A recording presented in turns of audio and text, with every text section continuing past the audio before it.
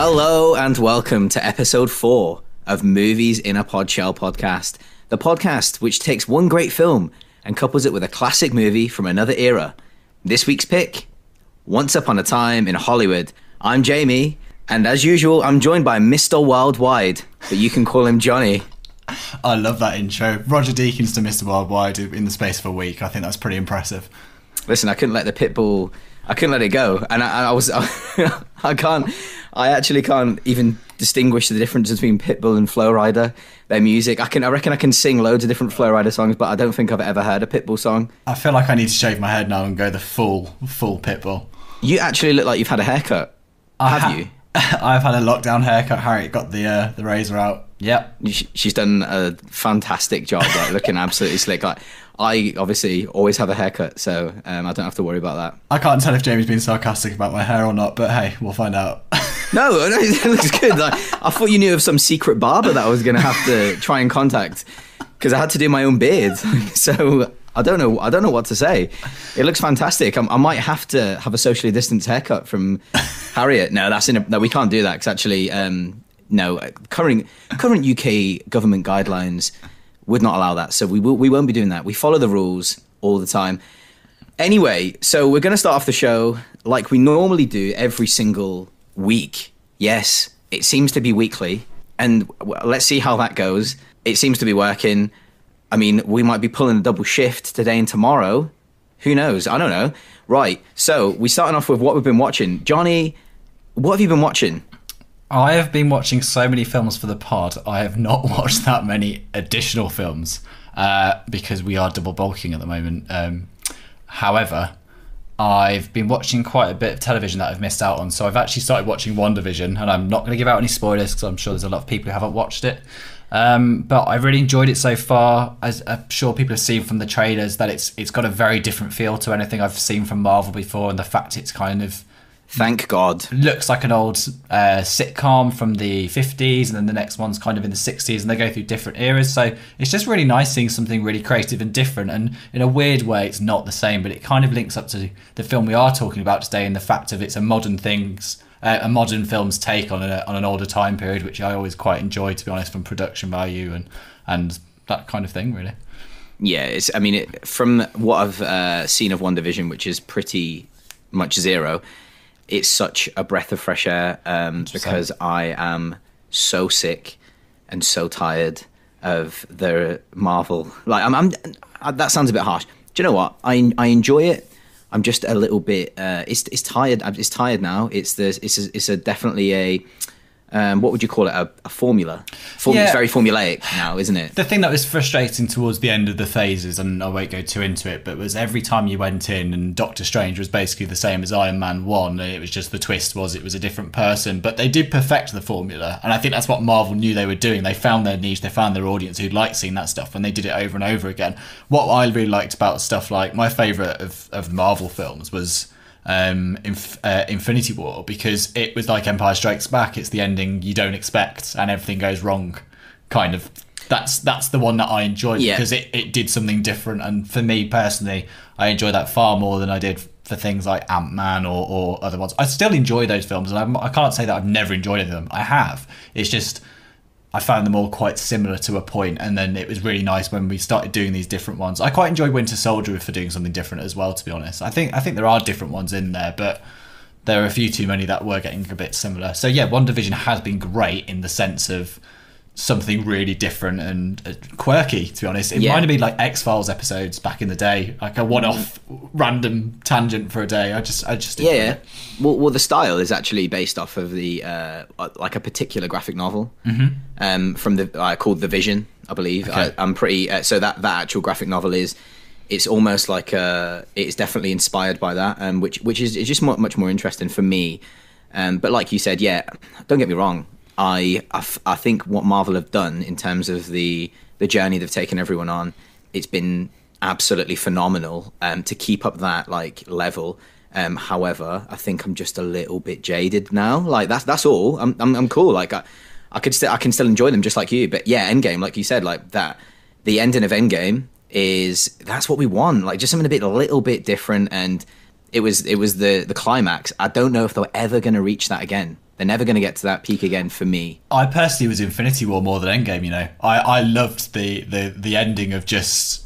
Oh, I'm so sorry. I meant Endgame. I meant Infinity War. Sorry, I meant Infinity War. The I'm Empire so sorry. Strikes Back ending, I just thought that was great. Just like other film series have done it too. I mean, the second Hunger Games has an ending similar to that as well. But I have a soft spot for the film that does the darker ending that you don't expect. I don't know. I just like them. And whenever they try and resolve those things or wrap them up, I always find the resolutions never as satisfying as getting to the problem.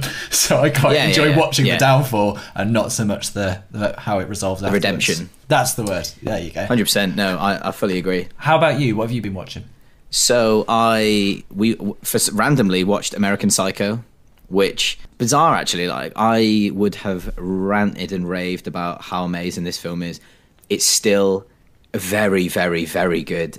But I would have previously held it up on a pedestal and been like, yeah, like I never give anything a 10 out of 10. So I'd have been like, yeah, 9.5 out of 10. I mean, now I feel like it's more of like an 8 out of 10. I don't know why. I just feel like it's just a bizarre film. Like great soundtrack, great performance all round, really.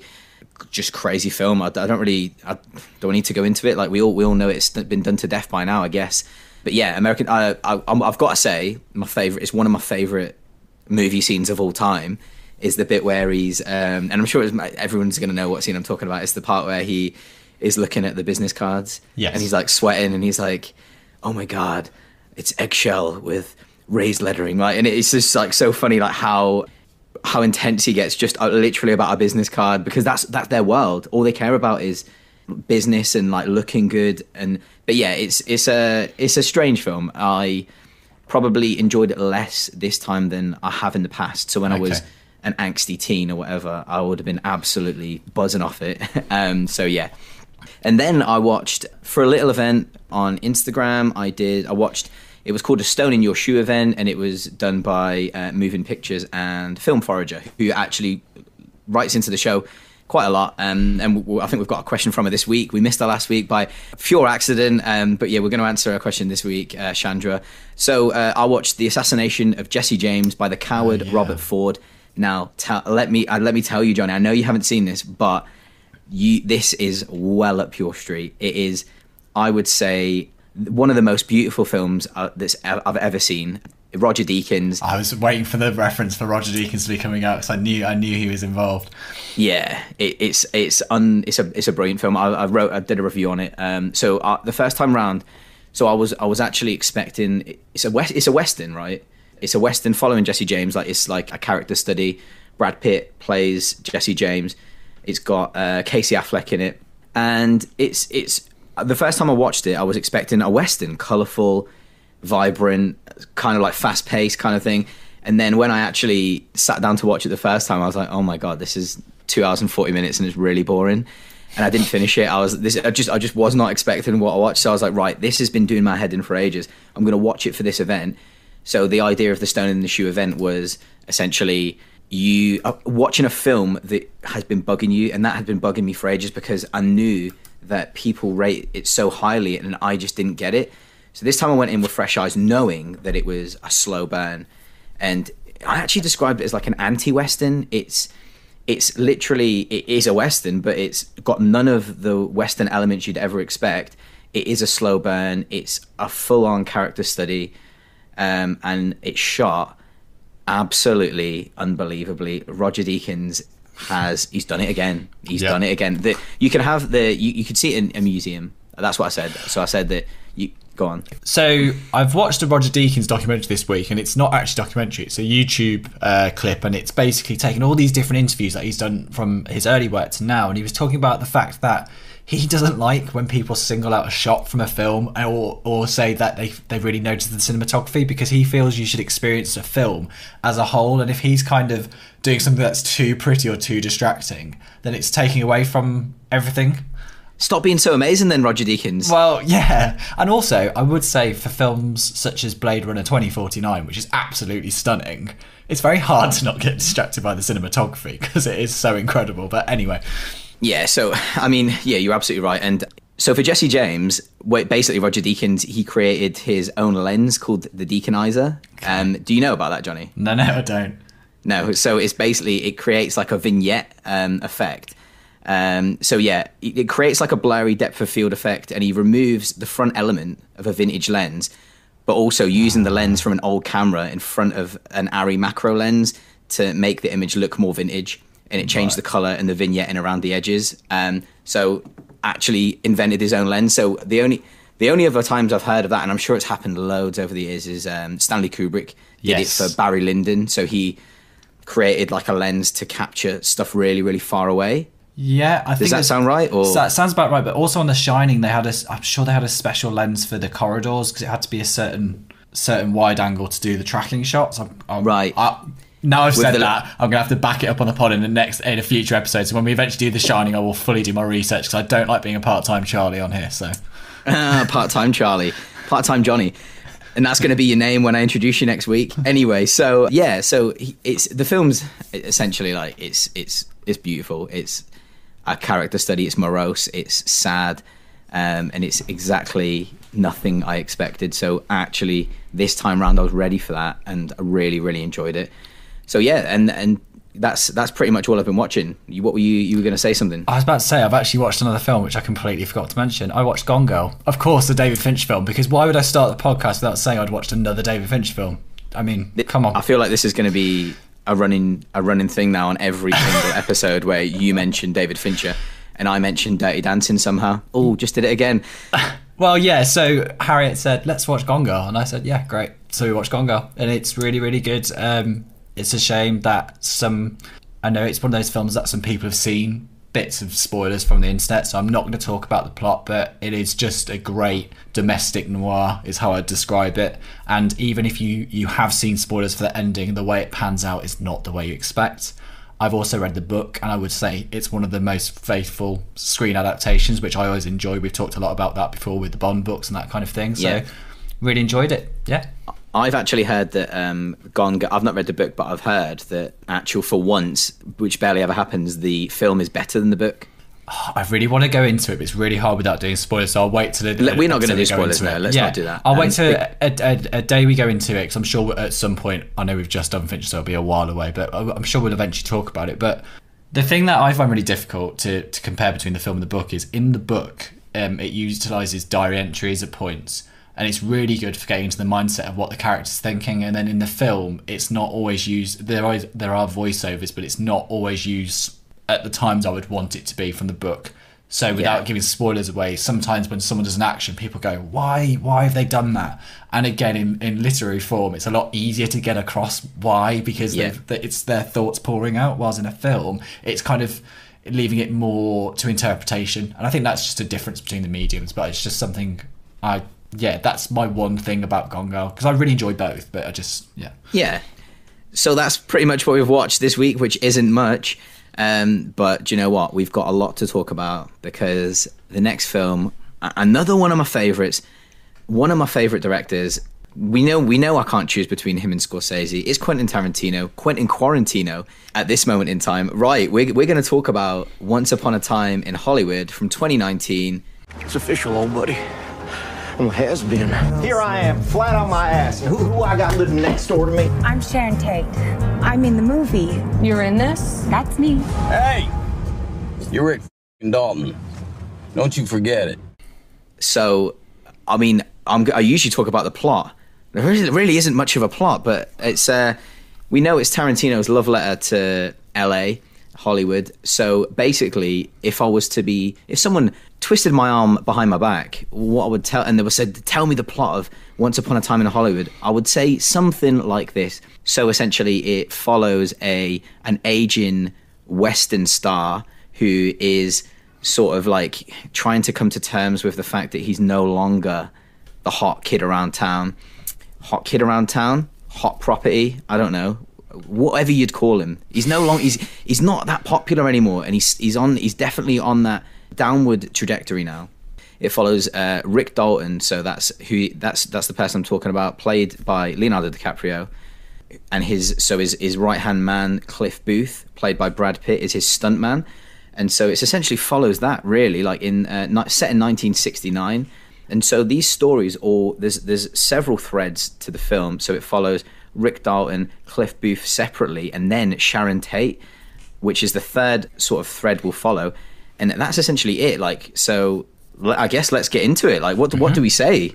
It's a really, as we said, it's a really difficult film to do. So I know we normally like to do a play-by-play, but it's going to be quite difficult with this, with the intertwining narrative, to get all that together. So we'll probably go through characters, because that's probably easiest. But just to say, I think it's probably interesting to talk about how the film starts, because that's like a good setup for the way we go. So it starts with the old Columbia logo, which instantly I love, because it just gets you in the mood, and it's just like, okay, cool.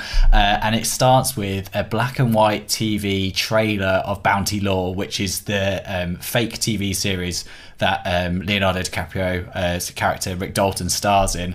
So for a bit of history for people who don't know, because I didn't really know before going into this and researching, in the 50s, Westerns were really big, but it was kind of, you are in that era between 50s and 60s, you were in a TV show and then you would try and break into Hollywood, and if you didn't break into it, that was kind of it. And in the film, Rick Dalton's character, he's had the successful TV show, and it's based off Steve McQueen in real life had a Western show in that era. And they always, in the film, they discuss how they say to his character, Rick Dalton, did you not get asked to do The Great Escape? And he said, no, I was never interviewed for it. And then you see cutaways of him digitally inserted into a scene from The Great Escape, and it's very meta, because Steve McQueen was on a cowboy TV show. He got his big break, and he went, and that was his big film, and then off he went. So in the first scene, we see this trailer, and then we see him having an interview with someone back in the 50s, don't we? And it's in black and white, and the journalist is kind of asking about his relationship with his stuntman. Now, apparently Tarantino picked the relationship between an actor and a stuntman because when they were doing Death Proof, Kurt Russell's like really close with his stuntman. So he thought this would make a great idea for a film, which is so Tarantino to just go, yeah, why not?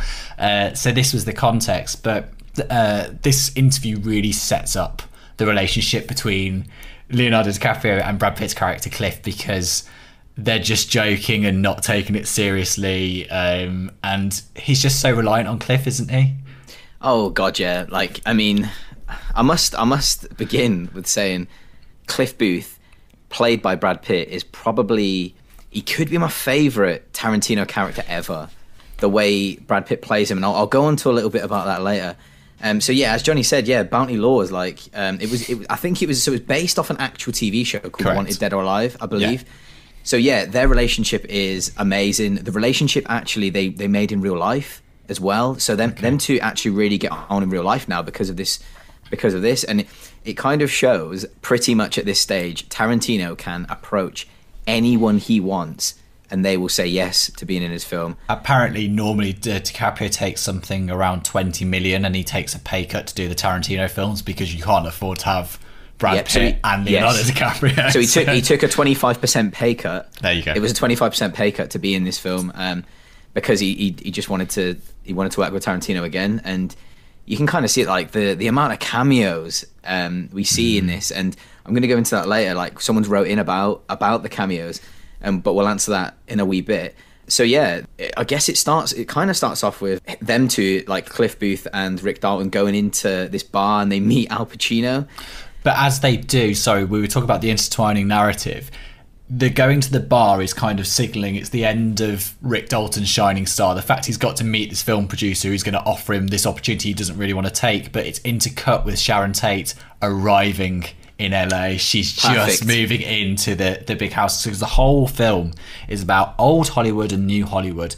Rick Dalton's a guy from the 50s and 60s who was chiseled and the archetypal hero of that age, and it very military haircut, and that's what they look like, and they're a man's man. Then suddenly in the 60s they were having these lover not fighter kind of types who had longer hair, and it's kind of, the fashion changed and what people wanted changed, and the film is kind of showing that he does not know how to be that person as the film goes on. He learns how to be, while Sharon Tate was representative of the new age, because at the time she was living with Roman Polanski, who at the time was a hot and upcoming director, and they're neighbours in the film. And basically what it's showing is their worlds, although they're in the same location, are so far apart, because one is completely on the rise, and as you said, the other one is very much on the fall down the pecking order.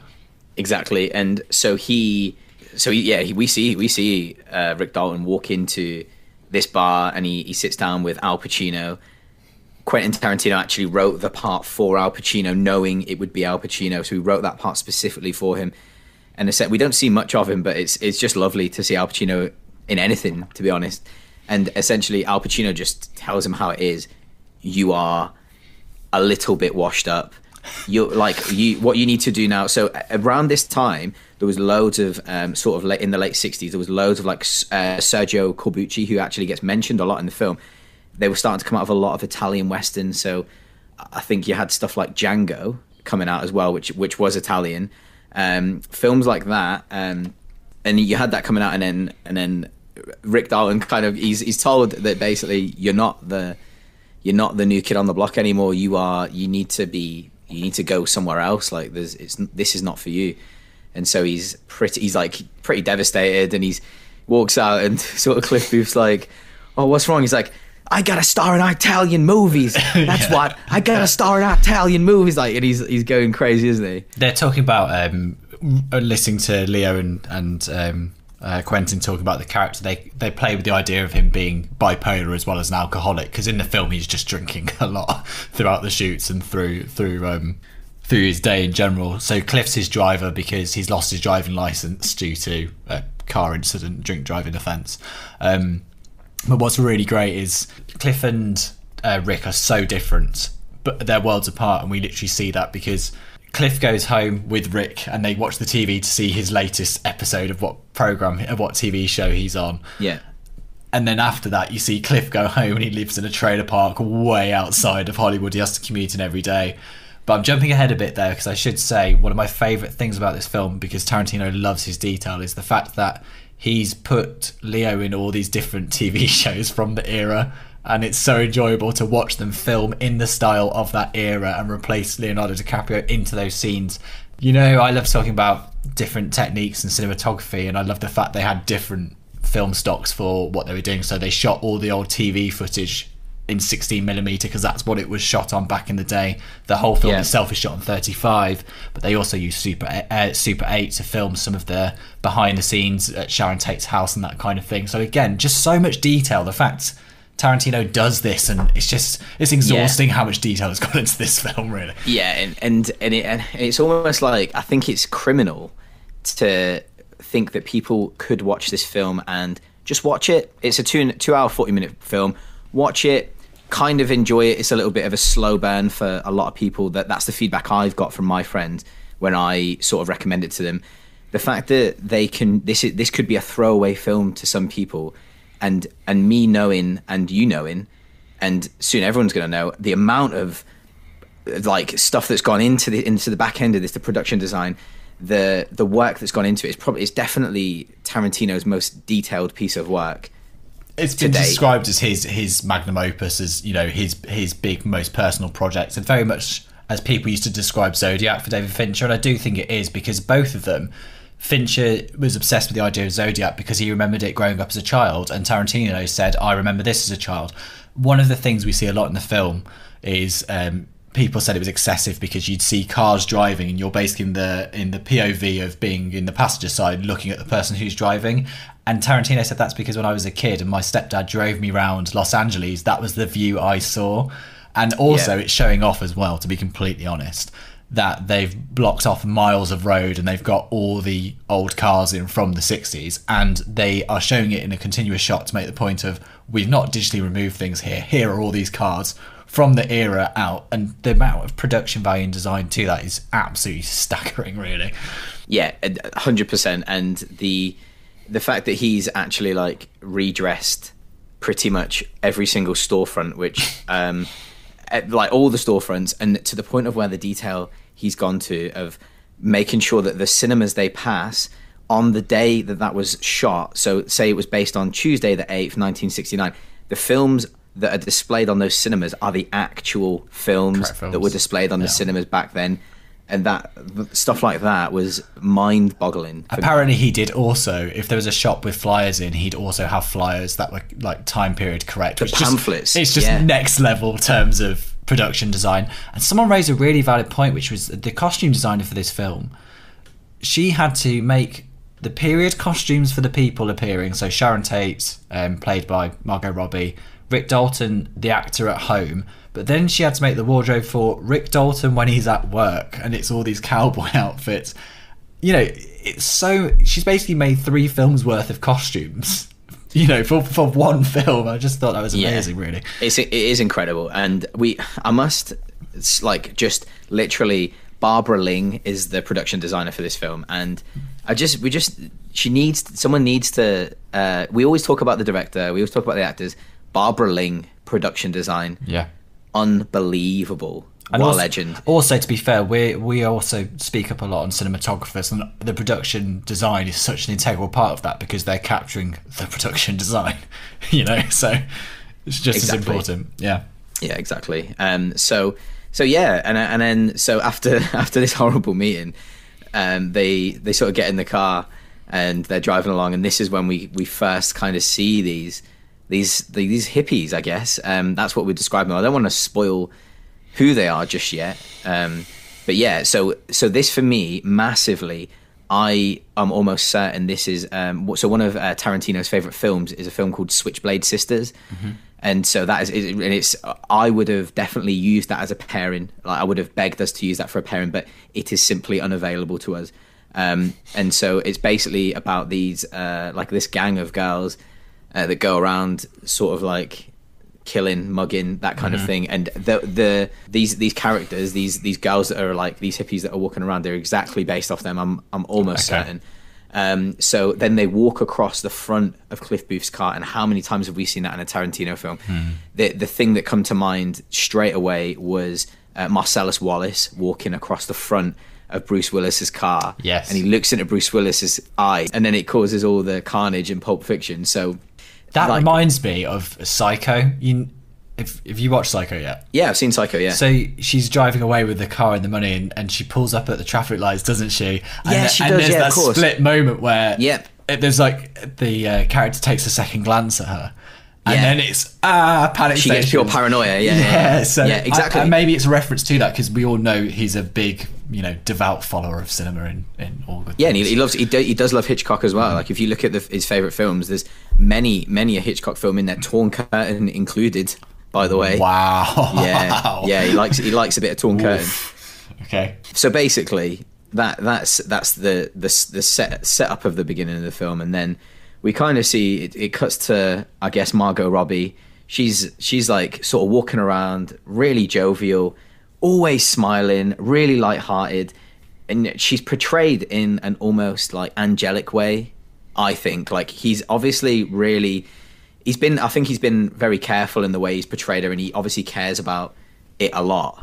And Margot Robbie described it as wanting to. She believed that Sharon Tate had all the best parts of the 60s, so free love, and you know, she gives someone a ride early on in the film, doesn't she? And she just seems to be a really caring individual and really pure. And she just gets that across. I mean, the fashion, and you know, we've just talked about the production design and costume design. She looks the spitting image of her as much as you physically can without being the same she does. person. She does. Because she really looks amazing. We've not talked about what we pair it with, but it is a Sharon Tate film because we wanted to know how close it actually was, and it was quite weird watching them back to back and seeing how close it was in terms of the spirit. Because I know her sister had a lot of involvement.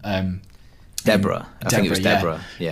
With allowing them to portray her sister, I suppose, and do it in an appropriate way, and it's great. And they even let Sharon Tate wear, they even let Margot Robbie wear Sharon Tate's jewelry. For the film. And what I love about the Sharon Tate scenes is it's showing her enjoy Hollywood. So she's optimistic and she sees it all in all its glory. So we see it through her, because Rick Dalton, we see it through him and Cliff lives miles away and it's not going well, and he struggles to get jobs at the moment because there's rumours, which we'll talk about shortly. Oh god, yeah.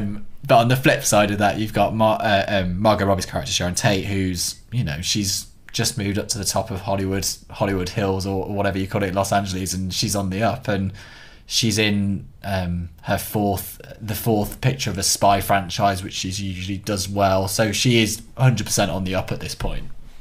Yeah, absolutely. And so it's completely it's polarizing the way the way Sharon Tate's portrayed compared to the way Rick Dalton's portrayed, they are literally opposites. One is so lighthearted, the other one is jaded, and is almost. I guess he's had enough, hasn't he? A little bit. You feel sorry for him because he was basically told all his career that you have to be this guy, you have to be the cowboy, you portray this way, the hero wins at the end of every week, etc., and then you'll get your break. And what's happened to him is he didn't get the break. He got so close to the audition for the feature film, but it's never happened. And they make it clear that he did do feature films, but all the films he did were either B movies or didn't do well, which is why he's left with the only option of doing these Italian films. So he goes home that evening with Rick and they watch his TV appearance. I can't remember what the first TV show is. It's not FBI, is it? The first, there's 3 different shows. No, it's not. No, I can't remember. There's so much detail. Yes, but however, they enjoy his TV appearance, and it's just great just watching Brad Pitt and Leonardo DiCaprio hang out in a house having a beer and having a smoke, watching these TV shows. To be honest, it's just really entertaining. And exactly. Tarantino loves indulging in really what could be quite mundane things, really, and it's quite and it's really enjoyable. But what my favourite scene is actually after this. Cliff goes home and he's got a dog. And he's just making dinner for his dog. And it's just, there is no point to the scene. I must say, I love it, but there is no point to the scene. It's just, let's show a life in the day of Cliff. So Cliff comes home from work. So he drives Rick around in his great car. And then he gets into his not so great 2-seater knackered old car, drives home. So we see LA and it looks beautiful, as we've already talked about. He gets back and he lives in a trailer. He gets in his trailer and his dog's waiting. And his dog eats dinner at the same time as him. But it's the most best trained dog I've ever seen in my life. It's so obedient, and it's one of my favourite scenes. I just think it's brilliant. Yeah, no, it's really funny. Yeah, it's really funny the way the food is obviously, it looks disgusting, and he drops it from like head high into the boat. Yeah, exactly. Yeah, it's like the filthiest dog food I've ever seen. And yeah, they're obviously best friends, and he talks to his dog like, oh yeah, don't you bark at me, like, all this, like, if you bark you don't get to eat, all that stuff. Yeah, that's it. Yeah. And yeah, he's just like Cliff Booth. Like, Brad Pitt has done a staggering job at Cliff Booth, and I don't know how he's done it, but like almost everything he says is hilarious. The tone in which he says it's hilarious, and the character in general, he's just one of the funniest. He doesn't care about anything, like no consequence to anything he does. Like he's not bothered, is he? So we know that he was a Korean in the Korean War, and we know that obviously he's the stunt double for Rick Dalton. We know that much, but we find out through Family Guy-esque cutaway gags about it fills in the blanks. So we find out that people are afraid of him because there's a rumor that he killed his wife. Now, we don't actually know if he killed his wife. We see a cutaway, and it's his wife basically having a go at him on this boat, berating him, saying, they told me not to marry you. They told me you were a waste of space. They told me. And then he's got a harpoon gun, and he's just holding it. And before you think anything's going to happen, it just cuts away. So we never actually know what happened with his wife, or if she died by accident, or... Exactly. He doesn't actually ever lose his temper. Like, no. It's really bizarre. Like, he does the weird things he does, like, which we're going to talk about, like, and the things that would be like quite outlandish for a normal person. He never seems to appear to be losing his temper. He's always quite calm, and that's why his character is so funny, because he's just a bit of an oddball. So I guess after this, Leo arrives. He's on the set. He arrives on the set of this. Is it a TV show, Jonny? Yeah, I believe it's a new pilot. And what he's frustrated about is he meets the new lead, who's the new him. It's the new guy coming through. And it's funny because it's Timothy Olyphant. So it's Timothy Olyphant, who's actually in Justified, which is like a Western TV show that ran for years. So yeah, he's like basically he's the washed up guy that's arriving on set that's gonna get beaten up. He becomes the Chuck Norris of the set. Do you know what I mean? Like, so when Chuck Norris, obviously we portray Chuck Norris as this like hard man, but it's all a bit of a joke, and that is what Rick Dalton is. So he's in makeup. So he arrives in makeup, and the director of the show is talking about like, oh yeah, we're gonna get you in like with long hair and just a really big beard, and he's like, what? No one's gonna know who I am. He's like, yeah, it doesn't matter though. That's the point. Like, and he's like choking and coughing. And he can't believe what he's hearing, because he knows he's losing his identity at this point. But what's interesting is actually this director really believes in him, and he's trying to say to him to flourish in New Hollywood, Yeah. You actually need to accept that you can't just be Rick Dalton all the time. You've got to show you can act and be different people and not just be your face. So actually, it's the starting to reinvent Rick Dalton. The film shows us this slow progression to becoming a new Rick Dalton. And it comes to the front really because there's a scene shortly after this where it's a very indulgent Tarantino scene. We basically see a whole take from something from a Western, and it's intercut into the film as if it's not being shot as, you know, you don't see the behind the scenes of the film, and the whole scene is probably 3 minutes long, and then Leo's character messes up his take, and the whole thing is to show that he's on a film set and he's kind of on a television show set, and he's losing it because he can't even remember his lines anymore because he's drinking too much at home and he can't get on top of it.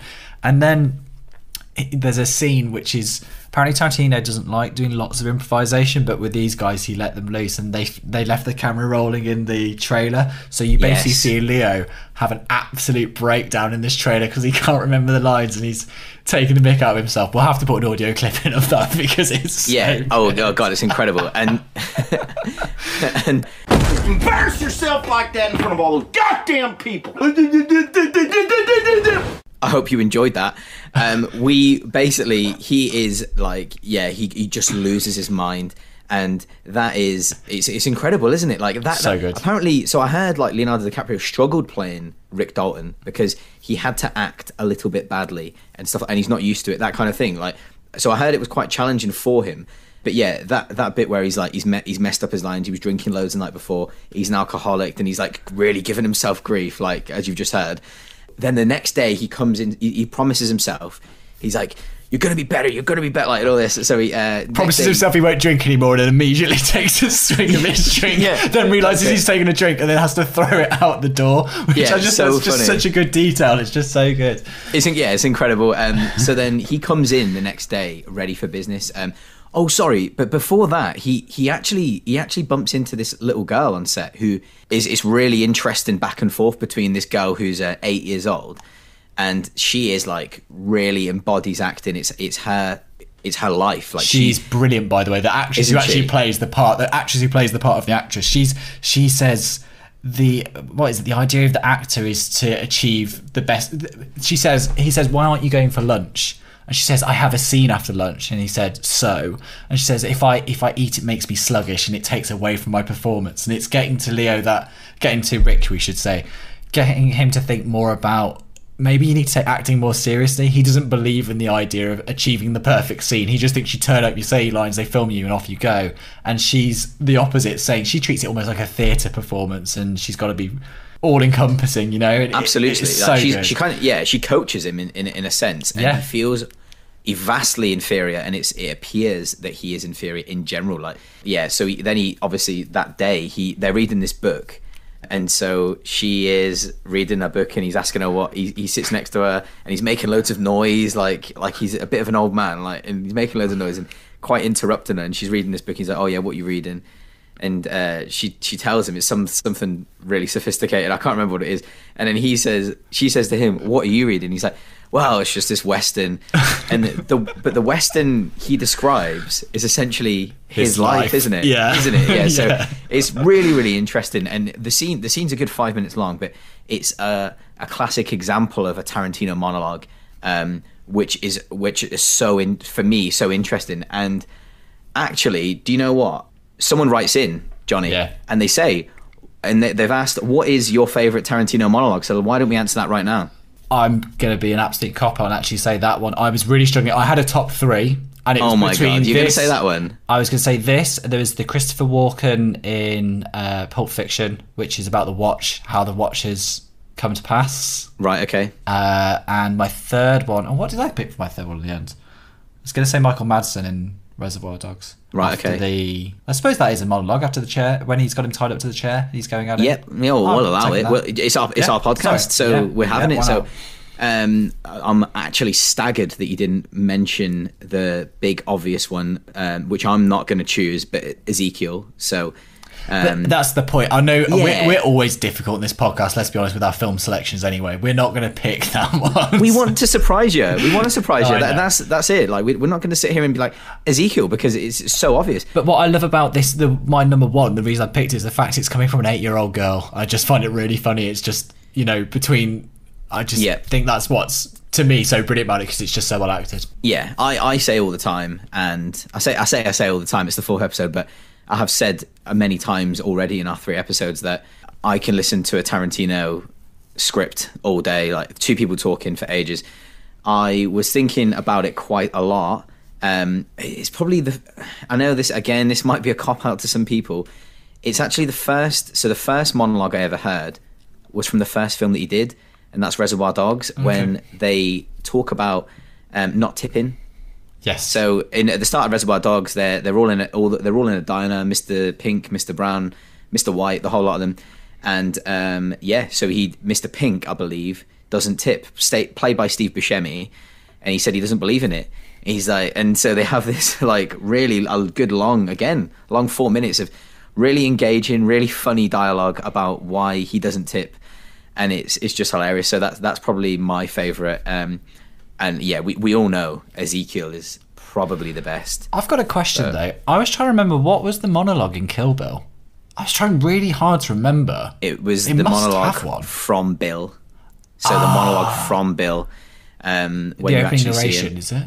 Or The what? Is it the narration? Or No. It's a monologue from Bill. So Bill himself, who you might not see till the second film. I think remember it's the off the second top of film my you head. see him. In my head, you don't see him Yeah. on the first one. I can't remember. Yeah, I'm gonna say I can't remember off the top of my head. So viewers, please correct our absolute amateur Tarantino knowledge. Oh, they're gonna say, oh God, I can't believe it's Jamie's favorite director, and he can't tell me every single Quentin Tarantino monologue.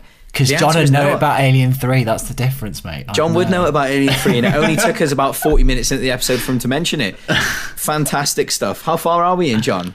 Around that, yeah. Well, perfect. There we go then. Yeah, you've done good. You've done a very good service to our listeners. I must say there is actually a link between the 2 films, as we're on the idea of David Fincher and Alien 3.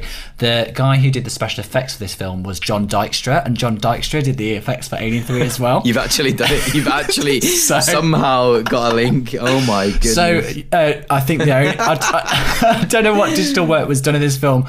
The most obvious one is obviously Leonardo DiCaprio being placed into the old film footage from The Great Escape, which John Dykstra would have supervised. However, they don't make it very clear in the behind the scenes if they do any more digital work on the shots on the streets. I feel they must have done some. I don't know. There must have been some manipulation. I cannot believe that, but I cannot believe you've just done that. Do you know, I was so happy when the credits came on and it said John Dykstra. I thought, brilliant. There's my excuse. Do you know what? That's fantastic work. Next level. So well done again. Where were we? So where were we? So actually, do you know what? We've just spoke about Reservoir Dogs. We just spoke a little bit about Pulp Fiction. So this might be a really good time for me to actually mention the Tarantino connected universe. So you all know what the MCU is. We don't talk about that because it's been done to death. But do you know what the TCU is? Tarantino connected universe. So in actual fact, like I know Jonny knows a bit about it as well. With Tarantino films, what he does is actually he's got a realer than real universe, and then he's got movies within a movie universe. So I'm going to give you like a few examples of that. So what my absolute favorite example, which I think is incredible, is for any of you that's seen Pulp Fiction, which I absolutely know you almost all have as being film fans listening to us ramble on. So when Uma Thurman, she sits and speaks to John Travolta, I believe it's in the diner, and she's talking about, oh yeah. So I was once in this show called, this pilot for a show called Fox Force 5. So this show, Fox Force 5, she describes as these assassins, and she describes all the characters. And actually, the plot she is describing is the plot of Kill Bill, which I love. That was the first really obvious one I got. I think that's the first one people get, isn't it? But I really enjoyed that, especially because I'll be honest, when I went back to watch Pulp Fiction, I'd forgotten the reference. So when I went back to it, it was really nice to actually hear it back. Yeah, it's that kind of detail. was incredible. I couldn't believe it, but it's actually the tip of the iceberg. So there's so many more things. For example, you've got John Travolta.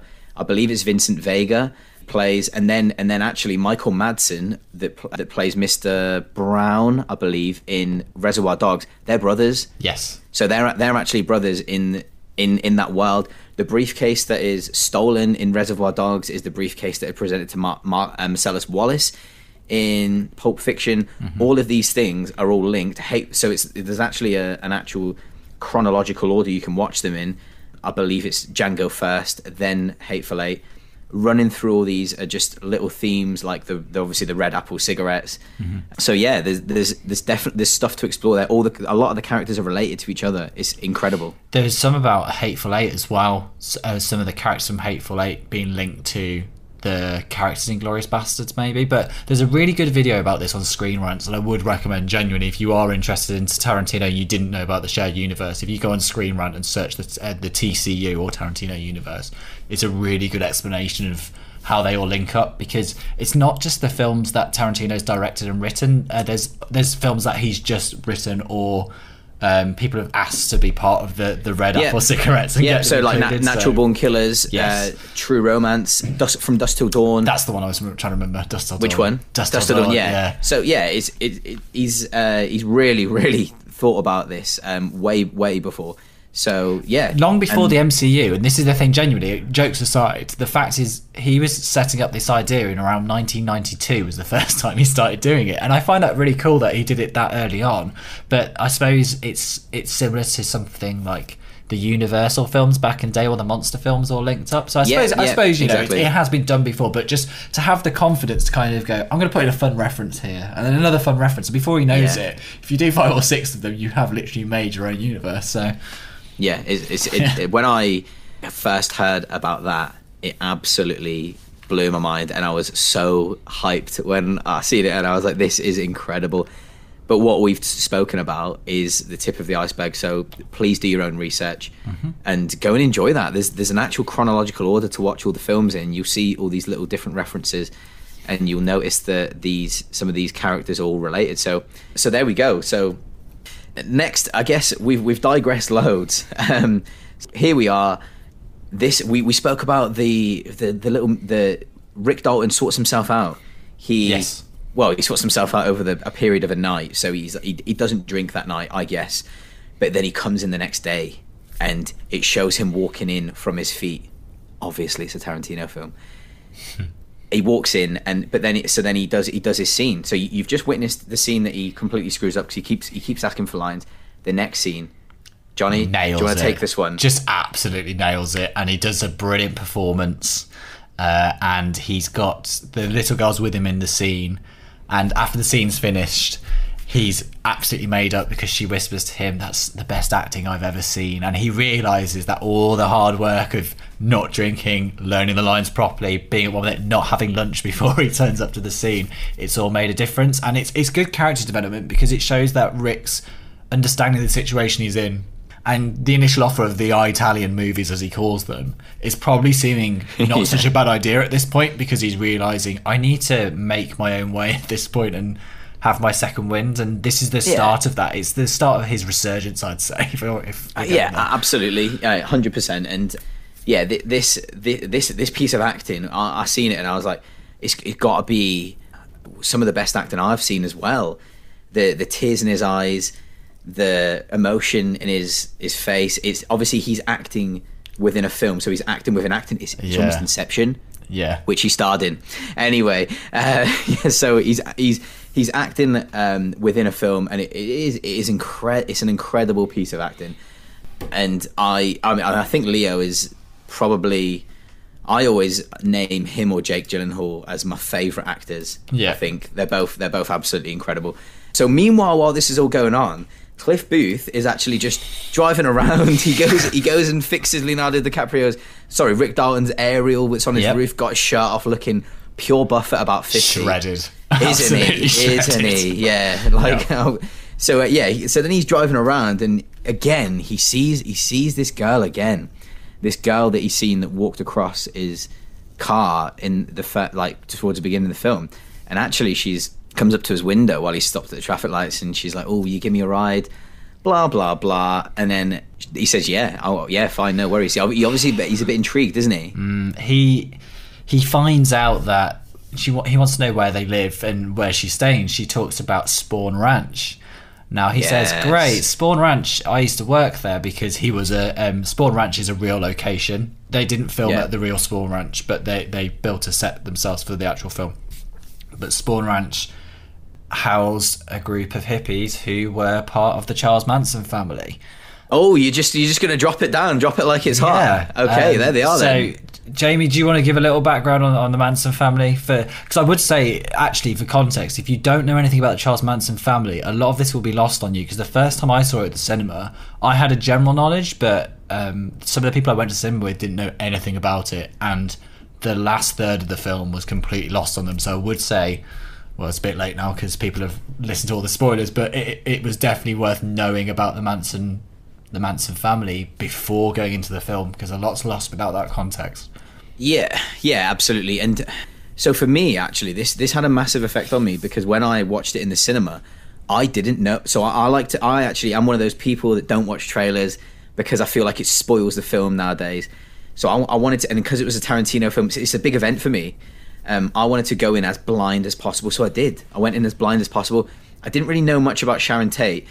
Actually, the thing that made me realise this was the Manson family was actually towards the end, when there's a girl that's mentioned. Her name's Sadie. Yes. Which is, and the only reason I knew that was because there was an Alkaline Trio song called Sadie from back in the day when I used to listen to Alkaline Trio, and I knew it was about the Manson. So I was like, oh my God, this is about the Manson. Yeah. So everything, I put like 2 and 2 together, got 5. And so it all started piecing together. So obviously, for those who don't know about the Mansons, actually, you obviously know about Charles Manson. He actually didn't commit any murders. No. He didn't do any murders. He was just a massive influencer, evil, cult leader. From cult, He was a cult leader, yeah. He was actually an extremely talented musician, and he was wanting to make it big. He thought that was his destiny. And so then the murders that followed were kind of like an attack on the music industry, people say. So this was revenge. This was revenge on the people that didn't think give he him was his break. good enough. Yeah, exactly. Because in the film early on, we haven't talked about this, there's a scene where we see Charles Manson. We only see him once in the film, and he drives up and he says, is this character here? And where Sharon Tate now lives is the home of one of the former music agents, and that's why he actually chose to attack the home. The fact Sharon Tate's in it was an afterthought later on, because he realised that they moved out. So yeah, we'll touch on the rest of that later in the film, but basically the point we're at now is going to Spawn Ranch to see where these guys are housed. And Tarantino describes this sequence on the ranch, so it's all in daylight, but it's really unsettling. Straight away, you just know something's not right. It's very eerie without being eerie. Everyone's being really friendly as well. They're being welcomed, and it's just something's not quite right. And he described it as his Texas Chainsaw Massacre moment. And he talked about the idea between scares and tension. And he was saying the whole time you can hear the dogs. So wherever the camera cuts to make you feel kind of enclosed into the environment, you always hear where the dogs are on the ranch, because the dogs are against the outsiders. Does that make sense? I didn't know that. That's interesting. It was again, this was another interview he did around the time of release. It was really interesting hearing how he kind of built the tension in that scene. But Cliff basically says, I know the guy who owns the ranch. I want to go in and speak to him. So he goes to speak to him, and the guy, unfortunately, is now blind. He doesn't remember who Cliff is anyway. And the guy played by Bruce Dern, who's incredible. Yes. And he says to him, do you know you've got these guys staying here? And he said, oh, I know, I don't care, they take care of me. And we're trying to gauge, is he being taken care of? Is he being silenced or not? It's quite unclear. It's almost like they've brainwashed him, just like Charles has brainwashed them. Yeah, 100%. It's like, and this is probably like my maybe second favorite part of the film, like, because it just follow. We've got such a long time with Cliff. I'd kill for just a side a side film just with Cliff Booth, because his character is, like, I've mentioned it a few times already, like, so funny. So yeah, we spend this time with Cliff, and then it all goes pear-shaped. Like, we've got a pretty good, like an awesome performance by Dakota Fanning, who I hadn't seen in a while. She is essentially Bruce Dern's, she like looks after him, and all the rest of it, like, and does lots of other stuff with him that I won't go into. So yeah, Cliff walks out, and it's almost like a standoff between him and this girl that her name is what is her name? Pussycat? I think I'm it's sure her name's Pussycat. I can't remember. Yeah, so so it's like almost like a standoff with her, and then they're annoyed that he didn't believe them about being on and they see him as an outsider, and they start calling him a pig. And, he's had enough at this point, so he's like, nah, I'm off ski. So he's just like making his way out. But as he gets to get in the car, he sees there's a knife in the tire, and it's not his car, and it's not even his car. It's Rick Dalton's car. So he's annoyed about it, and he sees the guy who did it, and the guy owns up to it. It's this guy with really long shaggy hair. He said, "Do you do that?" And he's laughing. He goes, "Yeah." And he said, "Okay." He went, "Go and fix it." And he says, "No." So Rick Dalton just goes and caves this guy's face in until he says he'll do the wheels, but go and put the tyre back on, sorry. But as he does this, they say, go and call Tex, and we've briefly been introduced to Tex, and Tex is kind of the man about town, and he's on horseback, so we see the sequence of him running on the horseback, and we're worried that he's going to get to Cliff before Cliff escapes. That's kind of the tension builder. So yeah, it's a really, really good scene, because again, Tarantino said the reason he felt there was really good tension in it is because Cliff wasn't a real person and he was a fictional character.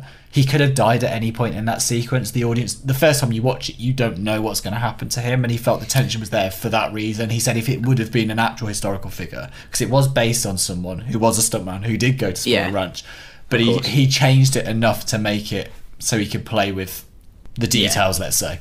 Absolutely. And I think this scene really shows how Cliff Booth, he's a stuntman, and in the fact that he's a stuntman, he's actually a reckless person and a law unto himself as a person as well. So he is a stuntman, but he's also like he is reckless.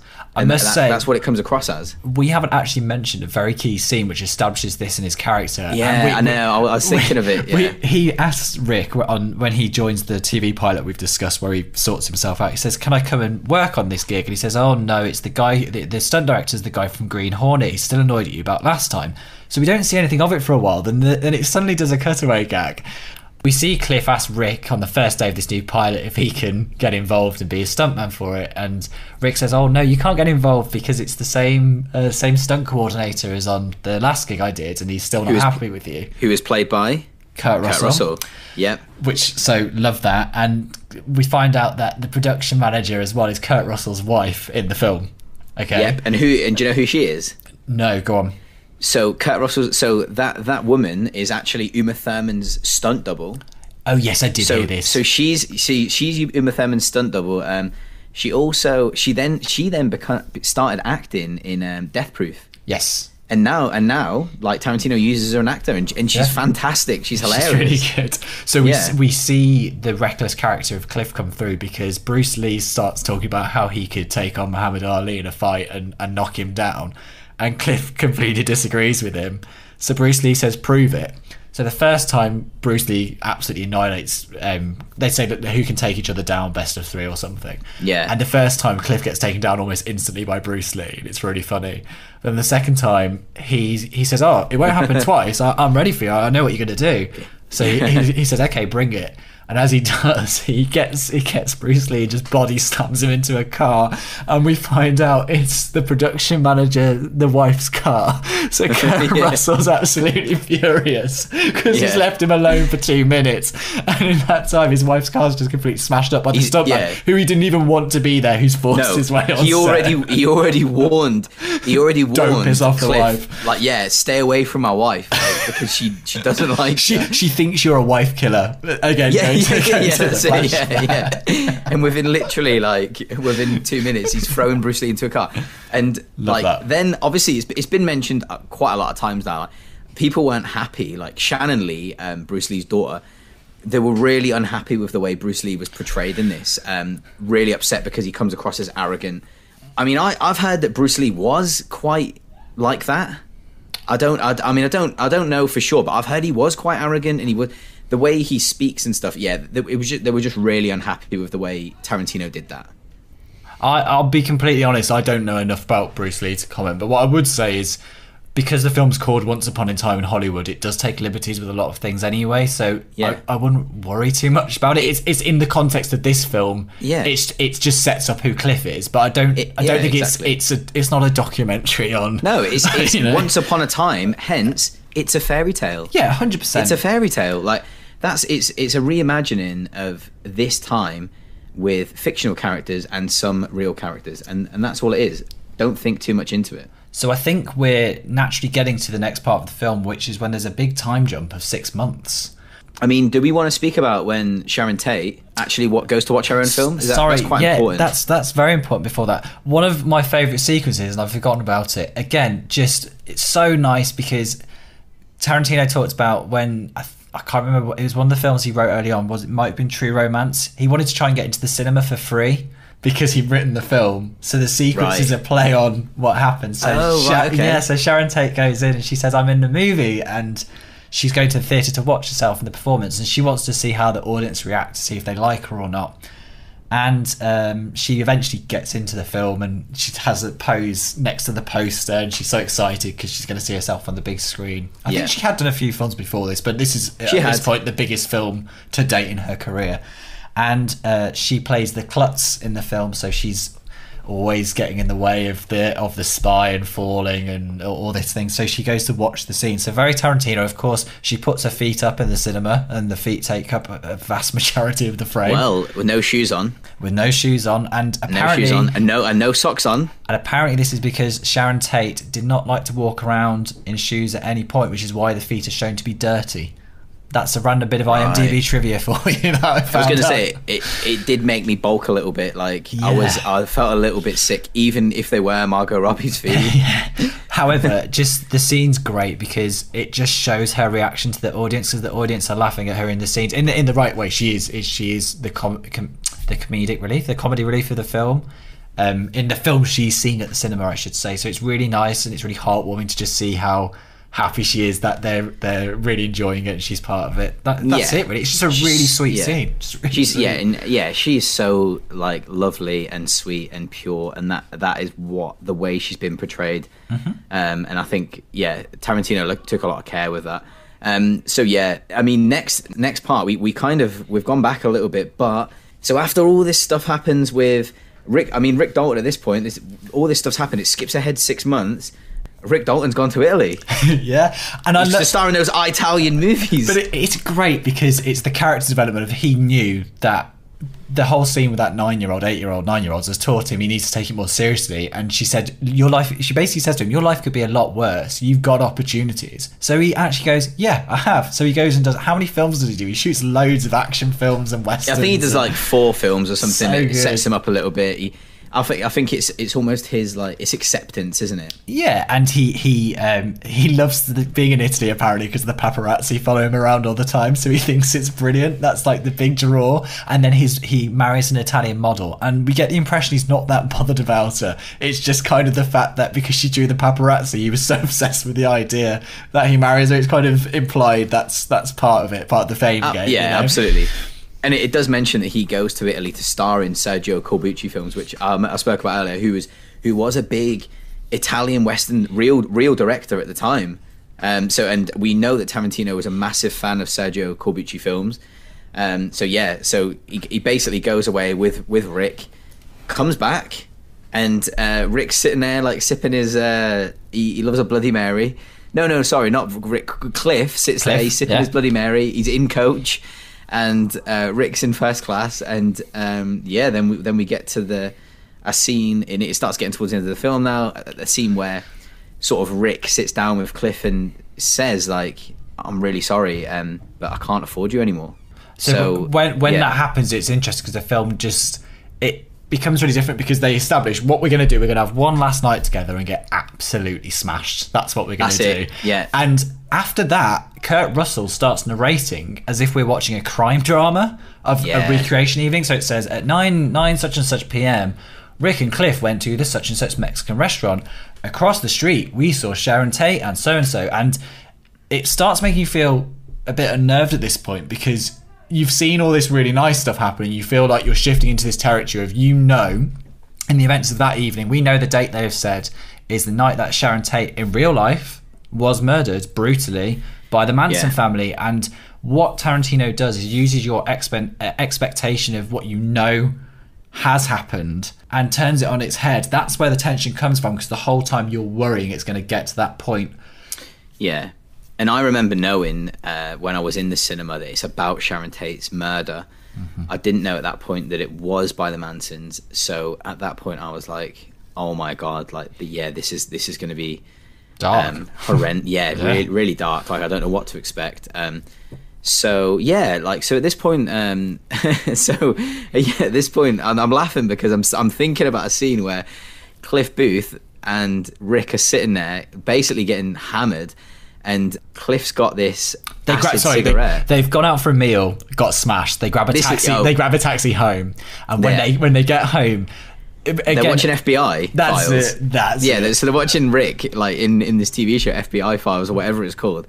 Like, Cliff decides that he's gonna like smoke this acid cigarette, and that is when this is the penultimate moment in the film before all the bad things happen. So at this point, I believe Rick is in the pool. Got his headphones on, with a massive Moran's radio, which is so massive. Yeah, and he's loving life. It's so funny. I don't know why. His wife's in bed asleep, and she's got noise cancelling. She's got like earmuffs on or something, hasn't she? She's all tucked away. And the dog's there. I love the dog. The dog's there. The dog's incredible. I love the dog. And then Cliff's obviously smoked this acid cigarette, and he's so high. And then then it cuts to like the Manson family in a car. Charles Manson's not there because, remember, he didn't actually kill anyone. He just manipulated everyone into killing. It's crazy.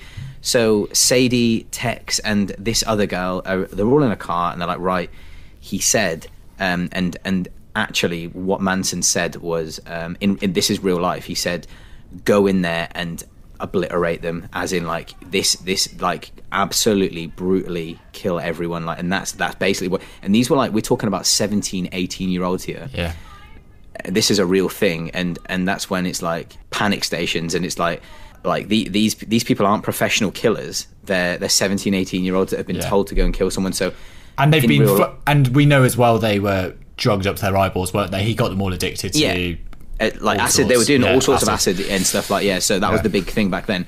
And that is like so that's the reason why actually in real life, like, I don't really want to talk about much what happened in real life, or we shouldn't forget it, but in real life these murders were pretty brutal, because they weren't, it's not a hit, it was just people trying to kill other people, like, and so it was just really like sloppy and nasty. And so at this point now, like, they're talking about, right, we've got to go and finish these people, blah blah blah. They're in the car, and then all of a sudden Cliff's sitting there like high as hell, and the door bursts open, and they run in, like, and Tex has got a gun, Sadie's got a knife, and it's like, who else is in the house? And Cliff's just sitting there like laughing. He doesn't care. But when Cliff stands up to see the guy at the door with a knife, with a gun, he holds him at gunpoint, and Tarantino loves a Mexican standoff. He does. So because Cliff's so high, he just puts his finger gun up and just starts laughing. Yes. And Brad Pitt's got a famous laugh. If you search Brad Pitt laugh on YouTube, it's a great video.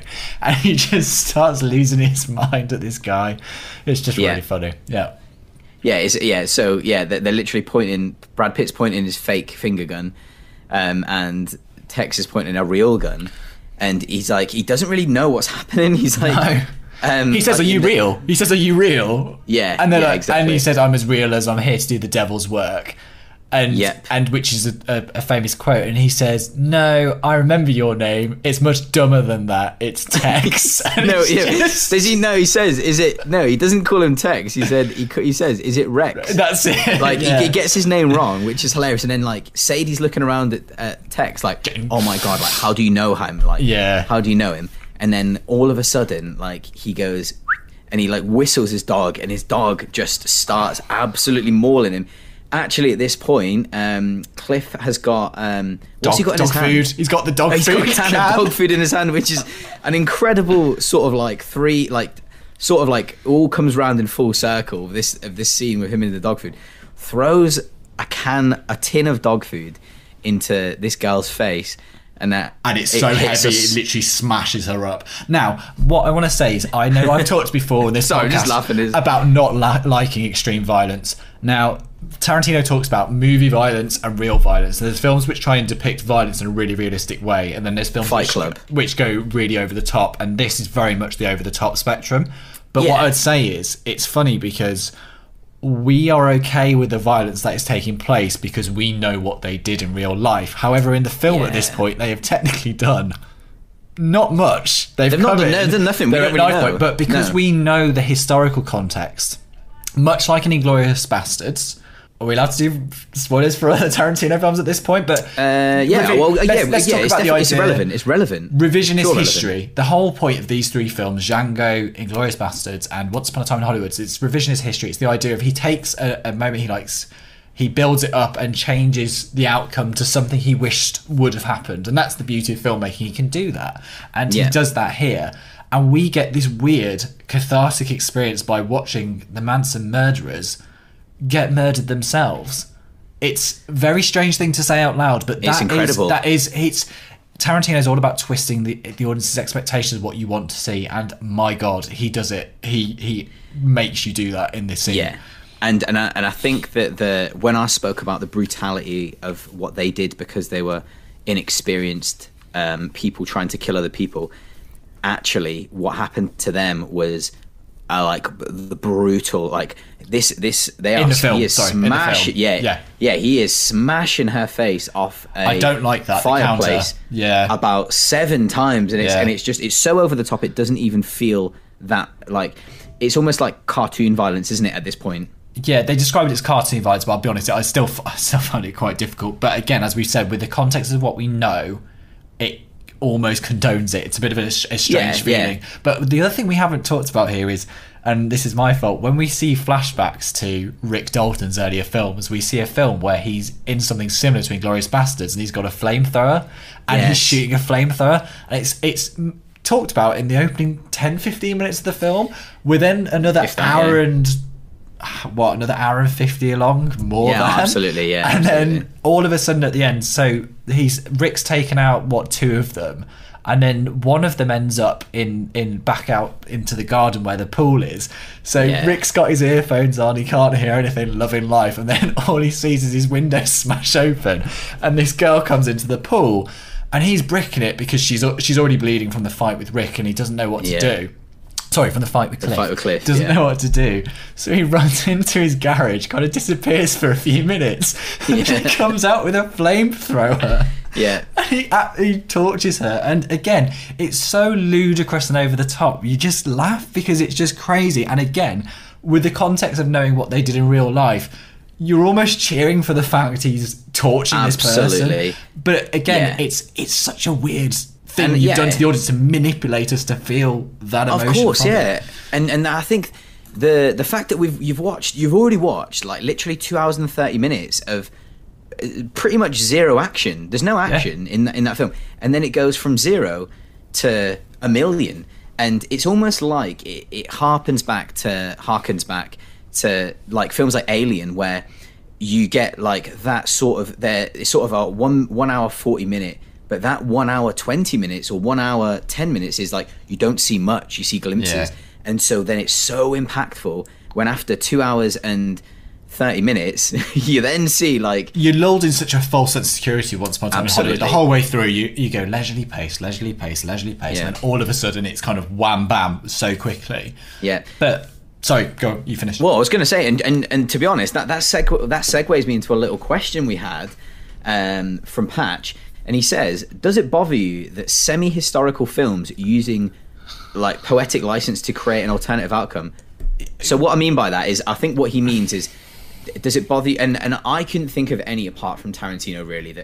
So does it bother you that we look at Inglourious Bastards and it's got a different ending than it should have had? And the same with Once Upon a Time in Hollywood. It's got a different ending than the real ending. Does it bother you? I suppose it depends how the film is pitched. If it's pitched as being, this is a true to history, as accurate as it gets, and then it deviates lots, then I find it frustrating. But when a film's literally called Once Upon a Time in Hollywood, I kind of know it's not going to be 100% there. But let's say I'm quite like the Swords and Sandals films, right? Spartacus or Troy, and that kind of. But and those things are really hard to say how true they are to how much poetic license has been taken, because the source material is so old. It's difficult to clarify. So it's a really good question, though. I like it. But I would say for the context of the films we're talking about, for Inglourious Bastards, for Django, and for this, it doesn't bother me. Because, as I said, it's this idea of the revisionist history it's the latest era of Tarantino. We know that's what he's doing, and if you know that from the outset, then you go in with it. But I would say when I went to see Once Upon a Time in Hollywood, I didn't know that's what he was doing, and I was really worried what the hell he was going to do with the Sharon Tate stuff, because I thought, if I turn up and this is going to show me that, I don't know, I just had no expectation of how they deal with it, and I was worried. So I'm really glad they made the character of Rick Dalton and Cliff, who did this completely different ending to obviously what happened in real life. And I must follow that up with saying I know, obviously we know what happened with Django, we know what happened in Inglourious Bastards in real life, and we know what happened in Once Upon a Time in Hollywood in real life. So I'll say I love the fact that he created an alternative outcome. I absolutely love it, because it's almost like justice has been served. And because like life is harsh, so the fact that he's decided to be like, do you know what, this is what I would have liked to have happened, and he delivers it in the most brutal way, and it's like, do you know what, this is what should have happened. If like this is my vision, and I love it. So I can't say that like you say, if it was presented as a true to life, fine. But it's not. And also, we already know Sharon Tate was murdered, which is horrendous. So do I want to see her survive? And do I want to see what really happened? Like, I love that. And I must say, this is linking on a really nice link to the end of the film, which I must say is, after Rick has killed the final perpetrator, they're taken away and an ambulance comes to collect them all. The cliff's still really high as he's describing what went on, and they're not quite sure what's going on. But someone comes to the gate, and it's someone who lives, or someone who was staying with Sharon Tate, and said, what went on? And Rick thinks, oh my god, this is someone from Polanski's house, I can finally speak. And you know, so he tells them what happened, and then Sharon Tate's on the radio, and she says, oh, thank you so much for that, that's so scary, are you okay? And he says, yes, I'm fine, thank you, I'm fine. So again, she's new Hollywood, he's old Hollywood. And then she says, why don't you come in here for a drink and come and introduce yourself to us all? And he finds out also in that scene, I should say, that she loves bounty law. She loves bounty law. And it's so heartwarming at that moment, because he realises that people in the new Hollywood have been inspired by him. And then she says, why don't you come on up? And the last shot of the film is the gates opening, and to us it's a visual representation of saying literally his possibilities are opening right in front of him now, because he's got a link into the new Hollywood. So potentially in this world, I like that. He might go and meet, you know, this director Polanski, who at the time was a new budding director, and do an amazing film. I just love that optimistic ending. And Tarantino said the whole film is a love letter to the not the has-beens, but the people who didn't quite get their chance, who didn't make the next step. And these are all based on realish people or elements of different people. And I just love that reading of the film, because although it's really somber though, because we know that didn't happen, and that's it's bitter, so bittersweet. It's really hard to describe. Man, do you know what, you've literally, it's almost like you've read my notes, because I've put the same thing. I've literally written, it's a bittersweet ending, because you know that that's not the real ending. But it's an ending that we're presented with that's really lovely, and that I wish was the ending. So that's why it's so bittersweet. And it's, what can I say? It's Tarantino for me. It's his masterpiece. I know that gets thrown around so much. I would say though, it's the most enjoyable one for me in terms of, yes, it is indulgent. I messaged Jamie afterwards, and we, as we've talked about before on the pod, we do sometimes have a quick catch up to just get initial thoughts. And I said, I thought the scene with Rick doing the acting and cocking up was a bit indulgent. And then do you know what, 2 days afterwards, when I mulled on it, I realised the character development that's going on in that scene. I thought, no, it's not indulgent, it's literally a master of his craft just putting it all on the screen, and the fact he's created all these different worlds. Literally, well, I say all these different worlds. He's making his Western within a film about 1960s Hollywood. It's just incredible. And honestly, just the TV bits are so much fun. I'll be honest as well. I watched. I'm quite into Star Trek. I'm very much into Star Trek. I used to watch all the original series. So I wondered how long that would take to come out as well. So in terms of 60s TV, I know that stuff like the back of my hand, because that and the original Batman series, I used to watch it with my dad all the time. So for me, seeing those TV shows and watching it with Leonardo DiCaprio, he doesn't appear on Star Trek in it, but it's just cool to see it in that style, and the amount of effort they've gone to shoot on 16mm and make it look like and you wouldn't expect anything less from him, would you? Because he is a fan of film, and you really feel that coming through. And he always said, I didn't study film, I went to films. That's his quote, and I love that, and that's what this film shows. I also heard, and I love this, is that his mum said it was a lot cheaper to take him to the movies to see films he shouldn't see than it was to pay for a babysitter, which is why they did it. And I just thought that was absolutely that's so brilliant. Cool, And do you know what, right? It's funny that you actually now go into 60s TV, because we're about to talk about our pairing, Wrecking Ball Crew. So we decided so actually we're arguing back and forth about what to pair this with, because I was actually looking to pair it with a Western. Jonny was desperately wanting to pair it with a Sharon Tate film, and in the end I buckled, because I was like, do you know what, he's right. I wanted to see what she was like, because it's so hard watching Margot Robbie not knowing what Sharon Tate was like, to be honest. And it was so nice watching. We both watched them back to back, so it was great to actually see. And it was a celebration. I felt like it was. Do you know what? We could have gone and watched a Polanski film, but do you know what? One, he's a scumbag, and two, why would we ever do that when we can actually watch a proper Sharon Tate film and link it properly? Because I don't even want to speak about him. Anyway, we should talk about the fact as well that the film we've picked is a film that Sharon Tate goes to see in Once Upon a Time in Hollywood, which was the link. So we did a film within a film, just like Tarantino universe. Exactly. We went full Inception on it. So Wrecking Ball Crew, I would describe No, sorry. It's just called The Wrecking Crew. Why do I keep calling it Wrecking Ball Crew? Maybe that's a better title. But it's a better title. It's Wrecking Ball Crew. Anything would have been better than what we're about to speak about, because I'm gonna tell you right now, you bullied me into this. I'm not having fun anymore. This is not fun anymore. You've this is not a pairing I ever would have chosen, and I'm going to tell. I've got a lot to say about it, but I'm going to let you go first. Wrecking Crew, for those who don't know, is a spy series which was an American take on James Bond, essentially, and this is the fourth entry in the series, and it's not subtle about the fact it's. Jamie's giving me a look of... Sorry, is it the fourth entry in a series? Apparently, not standalone? Yeah, this is the fourth one. And then there was a fifth one which was going to happen, but it didn't happen because of Sharon Tate's death. The main lead was so upset, he just refused to do it. But just to give... The main lead, you mean Dean Martin? Dean Martin, sorry, yes. Right, so, To give a bit of context, though, the film to me now is like watching Austin Powers 4, if it ever existed, because it's such a pastiche of what... spy films are, and I know Bond films the older ones haven't all aged particularly well, and they have outdated views, but they had a lot more class, and when you watch this film you'll learn why. One thing I want to get out before I say anything further, I love Sharon Tate in this film. She was brilliant. She was super, the way she was portrayed as being so lovely and all those things, she definitely came across.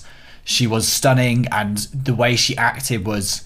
It's wholesome. I can't describe it as anything else. It was just so wholesome, and it was wholesome, just like this podcast. So, I mean, this was hard. I say this is hard for me. Like when you mention Austin Powers, I know exactly what you mean. Now, I don't want to offend any of our US listeners, and I also don't really know the perception of James Bond in the US. Like I feel like a lot of US people like see James Bond as like a little bit like throwaway, but for us in the UK, James Bond is like a massive part of UK cinema, UK culture, British culture just in general. I think absolutely. And this film was obviously ripping off on that. For me, so I've written down, this is a TV movie. This is literally a TV movie, right? It's as simple as that. This is a Charlie's Angels / Avengers, and when I say Avengers, I don't mean MCU. I mean the Avengers Patrick TV Macnee show. with his top hat and his umbrella. Love it's it. a pure rip-off. Like, it's taking inspiration from that. I think that Dean Martin in this, he should have stuck to singing for me. He's clumsy, classless, and when Bond is... So Bond, we all know he always gets the girl. He's smooth. He's a sophisticated guy. He's smart.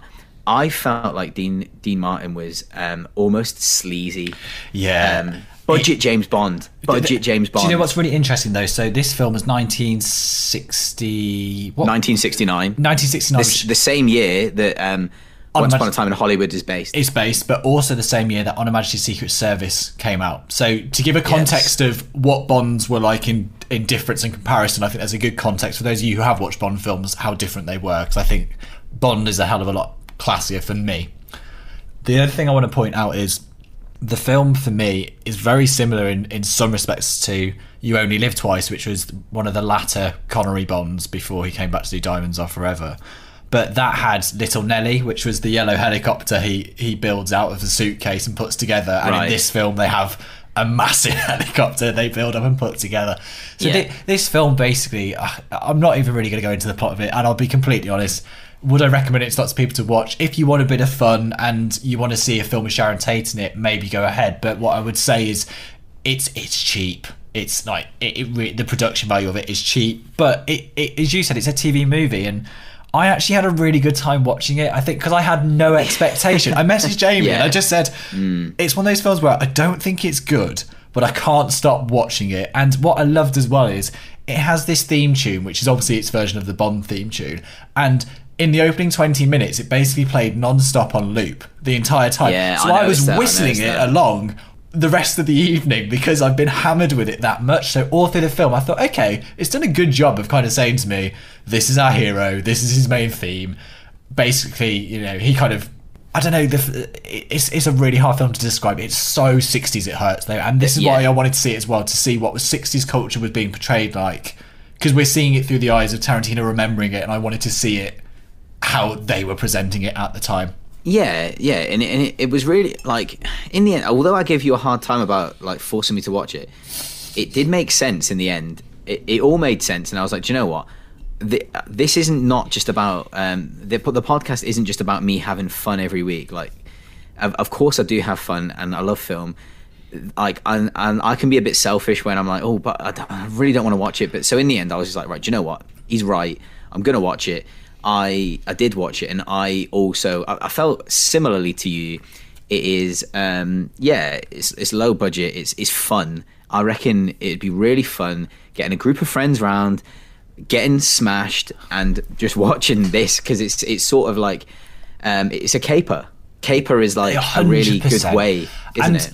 I think they were popular at the time. They made money. There's a reason they did them, you know. Absolutely. You know, and this is a thing we always talk about, and we're actually falling victims to one of our own things. We always talk about contextualizing a film by how it was at the time, and we're very much seeing it now, because describing it as Austin Powers is describing it with a very tinted lens. Seeing it more as I say, comparing it to a Bond of the time, like On Her Majesty's Service, or before that, You Only Live Twice, for me is a better grounding. And at that point, Bonds had gone wacky, because after Goldfinger was the first kind of blockbuster Bond for me, and after that they kind of got more and more wacky. So you got Goldfinger, Thunderball, You Only Live Twice. You Only Live Twice having the end battle inside a volcano. Now this hasn't got the budget to do a volcano, so it's in a nice country house, which seems to get reused a lot throughout the film. Yes, but can I just mention, right? There is a bit where he gets given these gadgets, just like in James Bond. It's basically Q comes up to him and says, "Here's all your stuff." Yeah, It should have been called James Bond, like as in like 005 or something. Do you know what I mean? It could have been like a side thing of James Bond. Like, I mean, it could be the Felix Leiter movie, because in the books and in the films, like Felix Leiter always comes in and out of them, and he's the American CIA equivalent. And to be honest, they could have just said Felix Leiter's over here and here. Yeah, why didn't they? Why didn't they? And so the bit that Johnny's on about, like this mansion, the main character, I can't even remember his name, but anyway, we're going to call him Dean Martin, who every time he enters a scene, Dean Martin's singing. Like, so it's their Dean Martin songs, which is so peculiar. It's like, you know, in Toy Story, where it's You Got a Friend in Me, and it's basically he's always describing what's going on within the scene so people can contextualize it. It's like, I'm Dean Martin and I've walked in, a lady's hitting on me and it's great, my life is so good. And then that's literally pretty much, what it's exactly. like. And he's always wearing this cheap white suit. But there's bits like where like he throws these grenades and they whistle like. Why do they whistle? I could not know. It get doesn't make any because sense. it makes the noise. So sorry, when he gets given the gadgets, they say, "Here's this bomb," and it's basically grenade, but it's like in a black sock. I can't describe it any other way, and it makes a noise long before it explodes. So I thought, surely, if you had a grenade, maybe I'm thinking far too much into this. You want it to be It's quiet, just warning. throw it, It's bang. warning. It's letting them know to run away. But in the end sequence, he's got, I don't know, 6 of these things, and it's just him running around a mansion, jumping to the floor as they go off. It's so funny though. I did enjoy it. It's the thing. Funny. It's one of those films where it's really hard because it sounds like we're slating it, but at the same time, we are. No, I am. I am. Okay, but we were I'm WhatsApping joking. Afterwards, and we couldn't stop talking about it. So it was one of those. It's a weird film. Like the sexualization of women in the film is atrocious. Honestly, I think we've talked about how, again, I know Bond films in general aren't great for this, and even to this day, there's issues with that. But I would say this is next level though, isn't it? This was another level. Literally, whenever he walks in a room, someone is throwing themselves at him. There's not even a question. It's just, and it's a PG. It's a PG, and they're dressed in like borderline. It's really borderline. Yeah, like, they simply serve as a plot to look good. And actually, I feel bad because we haven't really spoke about Sharon Tate much. No, let's just quickly delve into that. Like, she starts off as like basically she's an annoyance to him. She is dressed up in this. She's like a hotel manager kind of garb thing. or something. Isn't it? Yeah. And she's got glasses, hair tied up, really geeky. They make her look like an archetypal secretary of that era in films. Like they try and make her look as unattractive as possible. So when actually like her and Dean Martin like start to like get to know each other, next time you see her, she's got hair down and she's absolutely gorgeous, by the way. Like she's stunning. But we find out she's a spy. So at the start, we just think she's a completely useless person who keeps interrupting all his plans. But we find out she's been sent to look after him, and she actually saves his life on multiple occasions. But it's the way she portrays it as if she's not helping him. But the film, it's a double joke because the idea is all the times it looks like she's messing up, she's actually saving his life a lot of the time. So to be honest, there's not much more to say on The Wrecking Crew. I would definitely tell people to watch it if you really want to have a look into what Tarantino was getting at. Have a look at that, and do you know what? Go and watch some Sergio Corbucci films from around that era, because that is kind of what he was growing up on. So it's definitely worth watching that kind of thing. So we're going to answer some listener questions. So I'm going to start off with the Once Upon a Time in Hollywood that didn't organically come up. So, right, Jonny. So Ben writes in and says, what are your favourite movie scenes involving feet? Come on, Ben, you dirty boy. Jonny, have you got? I've got one if you want me to go first. I've got a not favourite one, which is in Kill Bill. I hate the one where her toe's wiggling. Do you know the bit I'm on about? Yes, God, it gives me nightmares now. But and also, I tell you what, feet. No, I'm sorry, Ben. I've got lots of bits with feet I don't like, so I'm going to talk about those. The staircase in Home Alone when he puts his foot through the nail. To this day, yes, I didn't think of that. Oh my God! To this day, that for me is set up as if it's going to be in a horror film in terms of it's just grim. Definitely. Anyway, sorry, you go. I mean, I hate feet, so it's not really like, I'm going to be honest. My favourite movie scene involving feet is, have you seen Misery? Don't think so. Right. Oh God, it's an episode. It's going to be an episode. So Stephen King, Misery. There's a scene when it's essentially like she traps a writer of a favourite book. So I have seen it. Yeah. Oh, what? Are you going to tell me it's rubbish? Don't you dare. No. So anyway, right, there's a scene, it's called Hobbling, and basically she captures this writer, and she doesn't want him to leave, so she ties him up in bed and essentially smashes his ankles to pieces to make sure he cannot go anywhere, and it is awesome. As for the Tarantino feet scenes, it's just not my thing. Like the bit where Pussycat, or I think her name's Pussycat, I've said it a few times, when she's got her feet on the window, it makes me feel a bit sick. I'm going to be honest. It's just not, I don't like seeing the soles of people's feet. Sorry, Ben, but keep your dirty questions to yourself.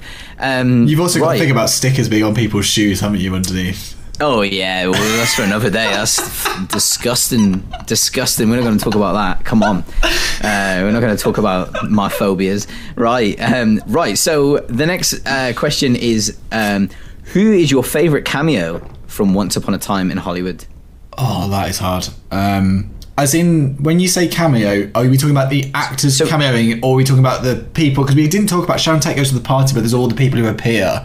Nah, forget them. No. We're going to talk about like people like Kurt Russell, Bruce Dern, those types. So who's your favourite cameo in that? Do you want me to tell you mine? Yeah, so you go. My favourite cameo by a country mile is, I feel so bad for not knowing her name. It's the stunt woman from Death Proof. She's fantastic. So good. Like, she's so funny. She's so furious about when the car gets smashed up. Yes. It's just so funny. Yeah. So she's probably my favourite character cameo. My close second is Bruce Dern. Lying in bed, blind, very, very funny. Because Brad Pitt says to him, "Is she the ginger one?" And he said, "How am I supposed to know? I've just told you I'm blind." And it's just a great response. He's hilarious. He's hilarious. I was going to say, for me, it's probably Kurt Russell. I just love the fact that, he gets his arm twisted into allowing him onto the set, and then it all just goes completely pear-shaped within like 10 minutes of him being around. I just think it's brilliant. Love it. Do you know, it's crazy that Al Pacino can do a cameo and none of us have mentioned him, but do you know what? Like, I must say, I'm sticking with who I've gone for.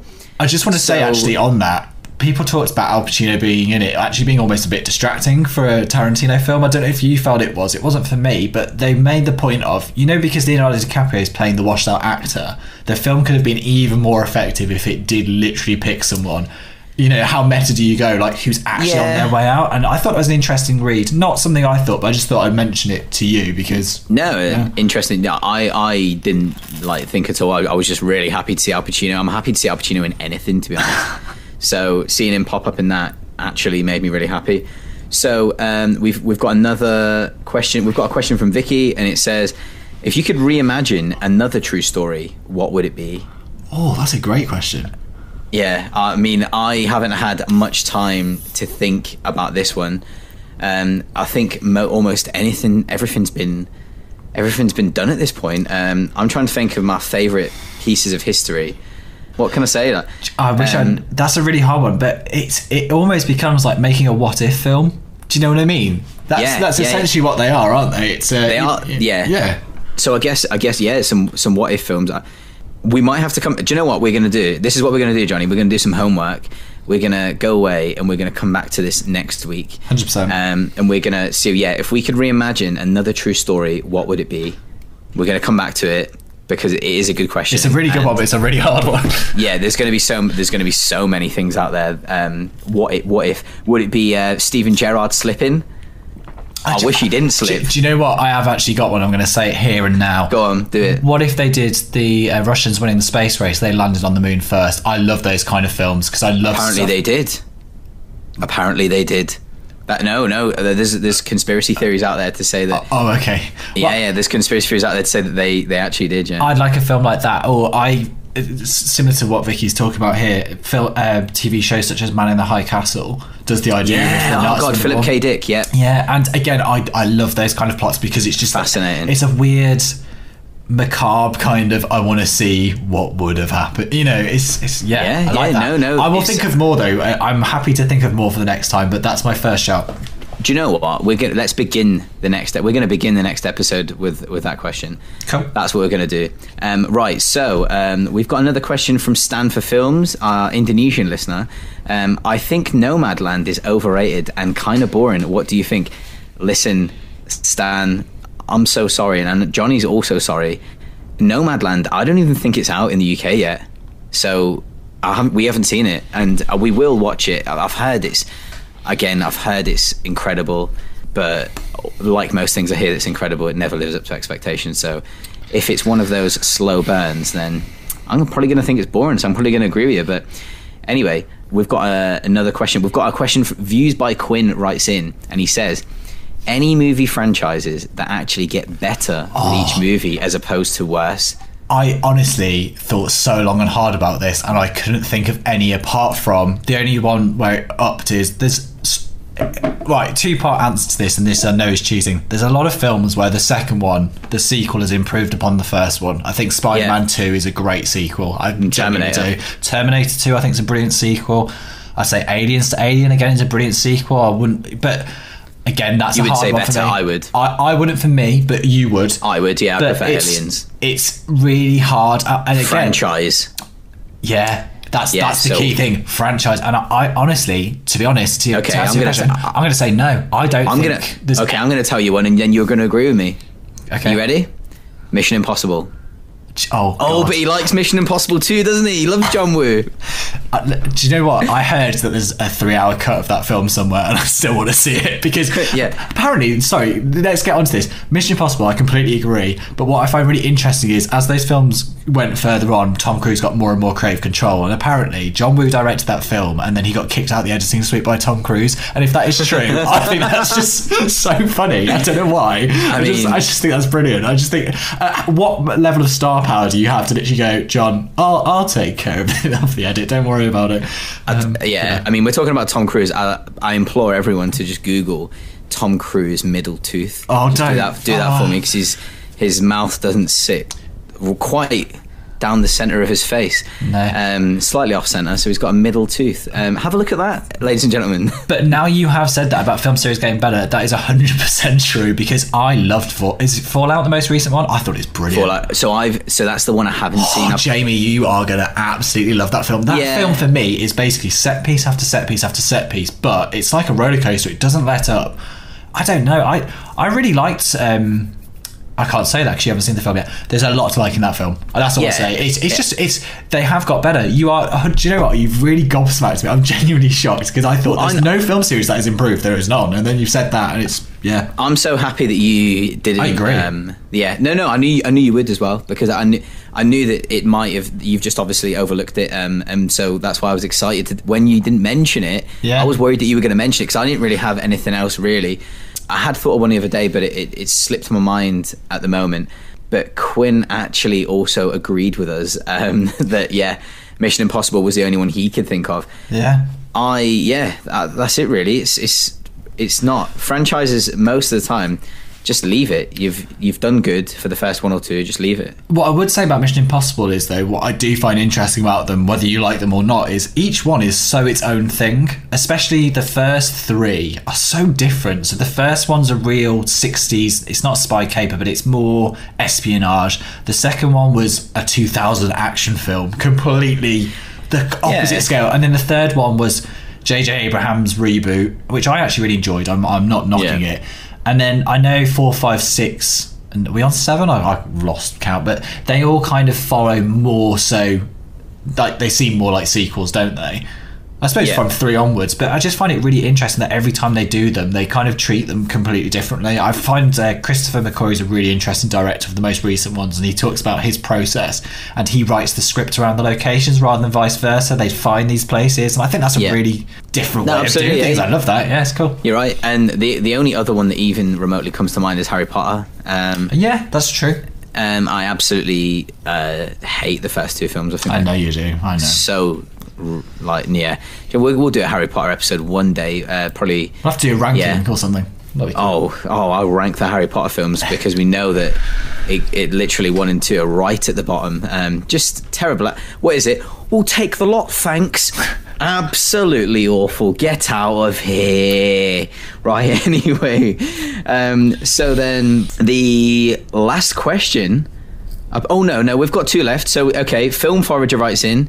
We've got, I think every teen was obsessed at one point with learning about their favourite serial killers. Who was your fave? Now I can tell you already without even asking Johnny, that is not his thing. He is not going to be. He was too busy looking for underground cuts of Star Wars and watching. Yeah, like he's just not into that. So Johnny, am I wrong? No, and I actually used to go on the fan movie edit website. Do you remember when that was a thing? No, it was. It's like people who recut the Phantom Menace and then Jar Jar was taken out of it and that kind of thing. Did you ever go on that's those? fantasy edits, mate. No. Okay, so sorry. Yeah, in terms of my interest, no, it was not. Okay, Not. so Chandra, I'll answer your question. When I don't like glorifying serial killers whatsoever in any way, shape, or form. I think it's a bit weird. But then I love gangster films. So who am I? I'm here just contradicting myself. But I would say that I really was interested in Mark Chopper Reed when I was growing up, famously known as Chopper. He was an Australian criminal who cut off his own ears in prison to essentially get out of the prison cell he was in, because he was basically putting hits out on drug dealers and stuff. So he didn't kill anyone, but he did sort of attack drug dealers and bad people. So yeah, Mark Chopper Reed. There is a film called Chopper, which is absolutely fantastic with Eric Bana. That's who it is. Check that out. I was trying to work out if it was Eric Bana or I've forgotten the name.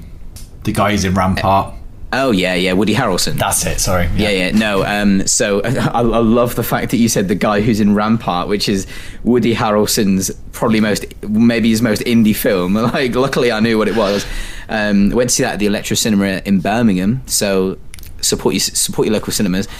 So yeah, I mean, I guess that was the only one. I used to be interested in Ted Bundy. Yeah, that's my favourite serial killer. Like, I don't have a favourite one, but I was interested in him. Tell us yours. Who's yours? I say we'll read them out on the next show. No, we won't, because we don't celebrate serial killers. Jonny. I was going to say, Film Forager also sent in a question last week, which we didn't talk about. Can we... So actually, Film Forager wrote in last week and said, which was actually really funny, and I felt so bad for not reading it out. Do you ever just wish you could have replaced Jen Grey in this film with yourself? The film she was talking about is Dirty Dancing, and the answer is yes. Yes, of course I would replace Jennifer Grey with myself, because I want to be held in Patrick Swayze's arms, because he's fantastic and he's beautiful and I love him. And there's going to be a Roadhouse episode, so sit tight. They're absolutely no one's going to stop me. I'll do it on my own. That could be on the Patreon along with the Alien 3 special that no one cares about. There you go. Right, so we've got last two questions. We've got two questions, so they're both from Pete. So the first question is, you spoke about exploitation cinema on episode 2. What do you mean by exploitation cinema? What is exploitation cinema? So I guess when I was speaking about exploitation cinema, I believe so that became big in like the 70s, when sort of no holds barred, sort of everything started getting really dark. Censorship changed, didn't it? Right, quite quickly. Absolutely, yeah, of course it did, yeah. So exploitation films, they were generally led by a lot of it like Italian cinema. So you would get like your giallo films and your Lucio Fulci films, and it was essentially like they were sort of like the premium kind of like Italian films that you would associate with exploitation. Now, and a film that maybe Pete, I'm not sure how versed you are in cinema. An exploitation film that maybe I could relate to most people would be something like A Clockwork Orange. Yeah, that is probably the closest mainstream exploitation film I could think of. And what I mean by that is it's really dark. There's really brutal scenes, over the top. It's exploitative. Nowadays, when we talk about exploitation films, we talk about we're mostly associating with B movies. So it's B movies, and you'll see like lots of stuff like rape, and you'll see like really over the top gore and violence, and that's what we mean when we talk about exploitation films. So I would say for you, if you wanted to go and watch an exploitation film, go and watch something like The New York Ripper, something like that, and you would I would say Scum, as we mentioned in the last episode. That's kind of an exploitation film in a way, because it's so brutal. Like we're talking mostly like horror films, brutal, like that kind of films. Sexual violence, so there you go. That's your question. So there we go. So we've actually got another question from Peter.